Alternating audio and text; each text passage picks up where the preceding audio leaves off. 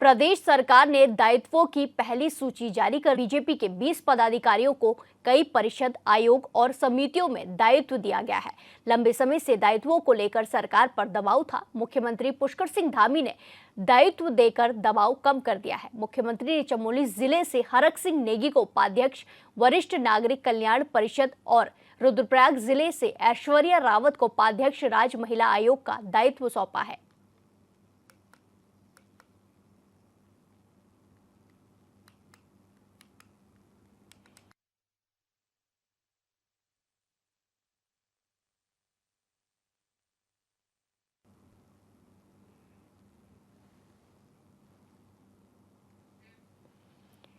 ये आपको खबर बताई जा रही है, जहां धामी सरकार ने दायित्वों की सूची जारी कर दी है और कई सारे अधिकारियों को दायित्व सौंपे गए हैं। 20 पदाधिकारियों को नई जिम्मेदारी सौंपी गई है।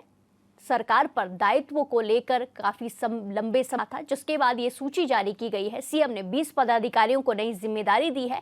पहली सूची जारी की गई है, जिसमें 20 पदाधिकारियों के नाम शामिल हैं, जिसमें कई सारे पदाधिकारियों को नई जिम्मेदारी सौंपी गई है। देहरादून से आपको खबर बता रहे हैं, जहां दायित्वों को लेकर धामी सरकार ने अपनी नई सूची जारी कर दी है और कई पदाधिकारियों को जिम्मेदारी सौंपी है। इस खबर पर ज्यादा जानकारी के साथ सीधे जुड़ेंगे हमारे ब्यूरो चीफ अरुण सैनी से। अरुण, जिस तरह की खबरें सामने आई हैं, धामी सरकार ने कई सारे पदाधिकारियों को नई जिम्मेदारी सौंपी है, क्या कुछ जानकारी? जी प्रिया, बिल्कुल देखिए, लंबे समय से चर्चाएं भी चल रही थी और जिस तरीके से तमाम अटकलें लग रही थी, तो ऐसे में कई अटकलों पर विराम भी लगा है और मुख्यमंत्री पुष्कर सिंह धामी के द्वारा 20 पार्टी के पदाधिकारियों को जो है दायित्व बांटे गए हैं और उन्हें जो है ये दायित्व कल सौंप दिए गए हैं, जिसमें कि लगातार जो तमाम अटकलें लगाई भी जा रही थी कि कब दायित्वों का बंटवारा होगा, इसको लेकर के तमाम जो है सियासत भी हो रही थी। तो ऐसे में कई लोग जो है लगातार मुख्यमंत्री आवास भी पहुँच रहे थे, मुख्यमंत्री के यहाँ लगातार जो है हाजिरी लगा रहे थे। तो ऐसे में अब इस पर से संशय बिल्कुल छट चुका है और अब मुख्यमंत्री पुष्कर सिंह धामी ने जो है दायित्वों के बंटवारे कर दिए गए हैं, जिसमें कि चमोली से हरक सिंह नेगी को उपाध्यक्ष बनाया गया है वरिष्ठ कल्याण नागरिक परिषद का।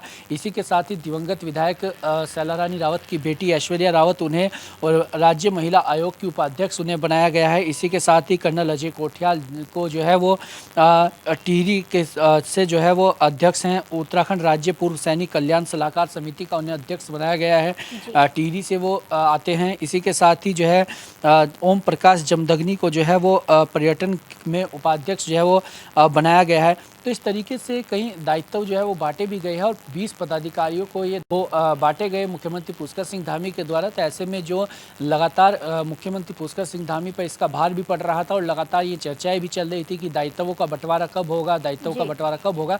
तो ऐसे में इस पर भी विराम लगा है और पहली सूची जो है वो जारी कर दी। इससे पहले भी जो है वो दायित्व बांटे गए थे, उसमें भी कई राज्य मंत्री जो है बनाए गए थे। तो ऐसे में अब जो है ये दायित्व बांटे गए, इसके बाद और भी दायित्व बांटे जाते हैं या नहीं, दूसरी सूची कब तक आती है, इसका भी इंतजार अब सभी को रहेगा। लेकिन इसी के साथ साथ ही अब ये भी चर्चाएं तेज हो चली है कि जल्दी भारतीय जनता पार्टी को अपना प्रदेश अध्यक्ष भी प्रदेश में वो मिलने जा रहा है और इसी सप्ताह में जो है माना जा रहा है कि प्रदेश अध्यक्ष की घोषणा भी भारतीय जनता पार्टी जो है वो कर देगी। तो ऐसे में जो भारतीय जनता पार्टी का संगठन पर्व है यह वो पूरा हो जाएगा और प्रदेश अध्यक्ष बनते ही जो है संगठन पर्व जो है वो उसकी समाप्ति भी होगी। उसके बाद जो है राष्ट्रीय अध्यक्ष भारतीय जनता पार्टी अपना चुनेगी सभी प्रदेश अध्यक्षों के बाद।